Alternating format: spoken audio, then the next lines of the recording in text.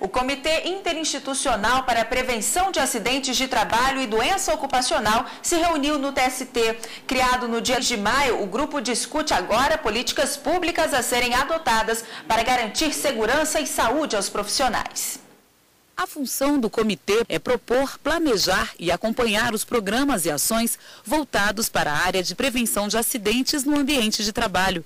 Compete ao grupo promover estudos e pesquisas sobre causas e consequências dos acidentes de trabalho no Brasil, promover ações educativas e pedagógicas e organizar um banco de dados com informações sobre o tema. Nesse primeiro encontro, os participantes traçaram a metodologia de trabalho e as ações conjuntas na área de prevenção de acidentes. O protocolo de cooperação previu um comitê interinstitucional que ficaria encarregado de propor e acompanhar essas várias ações e medidas voltadas à prevenção do acidente de trabalho.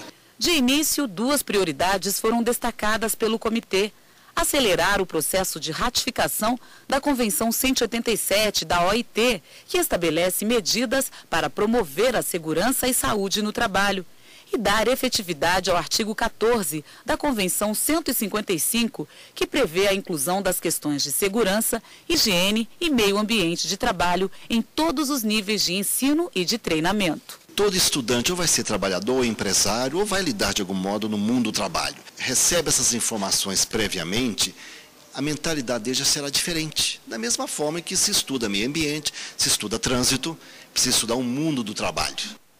O protocolo de cooperação técnica foi firmado inicialmente entre o TST, Ministério do Trabalho, Ministério da Previdência e a Advocacia Geral da União. O Ministério da Saúde também vai assinar o documento ainda este mês. As reuniões do comitê vão ser realizadas em um intervalo mínimo de 2 meses. O próximo encontro está agendado para o dia 21 deste mês. E aqui com a gente para tratar desse assunto está o advogado trabalhista Cláudio Santos. Boa tarde, bem-vindo ao Jornal da Justiça. Boa tarde, Ana.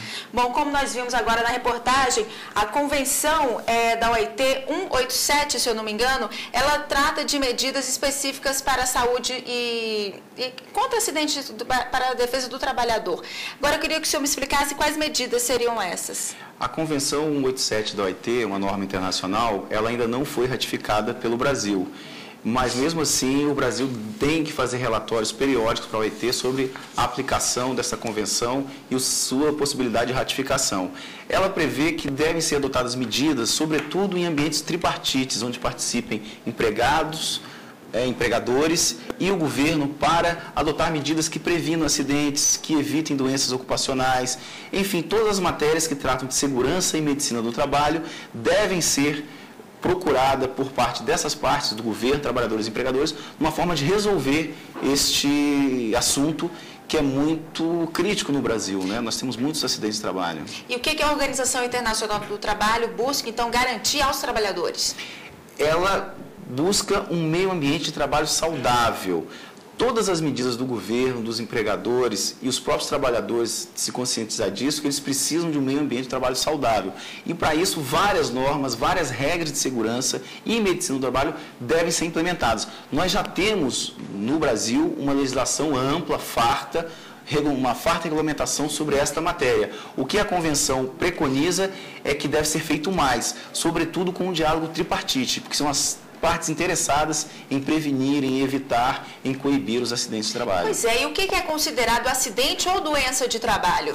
O acidente de trabalho é aquele que, provocado durante o seu labor, o seu afazer cotidiano, ou quando o trabalhador está se locomovendo para o seu local de trabalho, que cause uma lesão, que cause uma incapacidade parcial ou total para o trabalho. Ela tem que estar relacionada com a atividade do trabalhador. E a legislação também elenca uma série de doenças que se equiparam, para efeitos de direitos do trabalhador, ao acidente de trabalho. Então, numa sociedade de serviço, o esforço repetitivo, as doenças adquiridas por conta de contato com substâncias químicas, cancerígenas, essas doenças desenvolvidas ao longo da sua vida laboral podem ser equiparadas a acidente de trabalho. Bom, e vamos agora responder a uma pergunta de um telespectador. Confira. Meu nome é Elton. Eu queria saber se a empresa tem a obrigação de me orientar sobre acidente de trabalho. A empresa tem esse dever, né, doutor? Tem sim, Elton e demais telespectadores. Existem normas regulamentares do Ministério do Trabalho e Emprego que indicam que o empregador deve conscientizar os seus trabalhadores para o uso de equipamentos de proteção individual, não apenas fornecer o equipamento de proteção individual, mas fiscalizar a sua utilização. E dependendo da atividade em que o empregador atue, ele precisa, segundo o Ministério do Trabalho e Emprego, ensinar, precisa prevenir, precisa conscientizar os seus trabalhadores, seja para o uso de equipamento, seja para as medidas de saúde que devem ser observadas naquele local de trabalho. E o empregado tem a obrigação, sob pena de cometer falta grave, de observar as normas de segurança e medicina do trabalho. Assim como o empregador tem que fiscalizar a utilização dos equipamentos e o cumprimento das normas, o empregado é obrigado a observar essas normas também. Agora, havendo um acidente, qual a primeira providência a ser tomada? Em ambos os casos, no caso do empregado e do empregador. A legislação foi alterada, permitindo que o próprio sindicato agora emita a CAT, a Comunicação de Acidente do Trabalho. Então, imediatamente deve ser informada a autoridade do INSS, a autoridade pública, para que esse trabalhador seja encaminhado ao INSS para fazer a perícia, para fazer o exame médico, para que 15 dias depois do acidente ele possa vir a receber um benefício, o auxílio doença acidentária. Se for o caso de se entrar com uma indenização por acidente de trabalho ou doença ocupacional, enfim, há um prazo para se entrar com esse pedido? Nós vamos observar o prazo de prescrição, que é para todas as demandas trabalhistas, já que a competência é da Justiça do Trabalho para... A regra geral é 5 anos durante a vigência do contrato de trabalho e, uma vez extinto, 2 anos após. Entretanto, se alguma doença ocupacional for descoberta posteriormente, há entendimentos na jurisprudência trabalhista de que, a partir do conhecimento da enfermidade e desde que essa enfermidade tenha uma relação de causalidade, um nexo com o seu trabalho, a partir do conhecimento começa a fluir o prazo para ingressar com a ação, seja de 2 anos ou seja de 5 anos. Bom, e vamos a outra pergunta feita sobre o tema de hoje. Vamos ver. Meu nome é Naíra, eu sou estudante. Eu queria saber se as leis brasileiras punem as empresas que não respeitam a segurança no trabalho. O senhor acredita que está faltando mais punição para essas empresas ou é um conjunto de fatores? É o trabalhador descuidado? É a falta de fiscalização? É a empresa que não cumpre as leis? Pois nós temos que perceber que segurança e medicina do trabalho não é gasto, é investimento. Todo e qualquer dispêndio com essa atividade deve ser encarado como investimento, porque um acidente de trabalho onera a previdência, que sai dos nossos bolsos, quando a gente paga os nossos impostos, e o próprio empregador, que vai ter que treinar um outro empregado, que vai ter que readaptar esse trabalhador.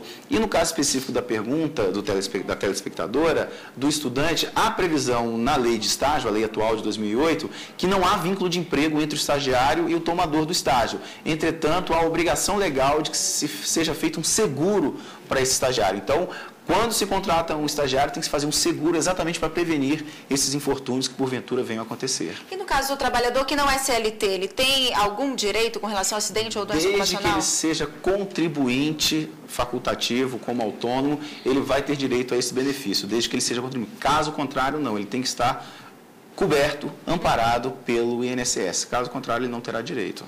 Ok, temos mais uma dúvida de um telespectador. Confira.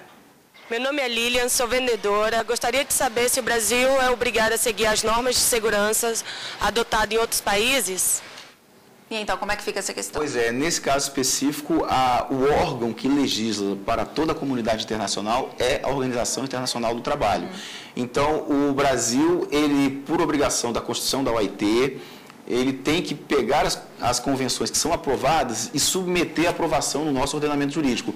Mas não há qualquer obrigatoriedade que ele siga a norma do país A, B ou C. O que ele precisa, por ser membro da OIT, é procurar internalizar, como foi o caso da Convenção 187, internalizar essas normas de segurança e medicina do trabalho e todas as normas que tratem de direito do trabalho, não só de segurança e medicina do trabalho.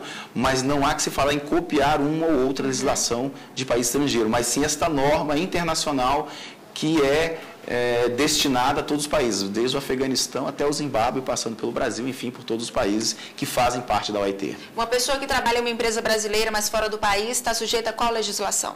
A legislação do local em que ele exerce o seu mistério, o seu trabalho. É lá que ele tem que verificar quais as normas que serão aplicadas. Tá certo. Muito obrigada pela participação do senhor e tenha uma boa tarde. Igualmente.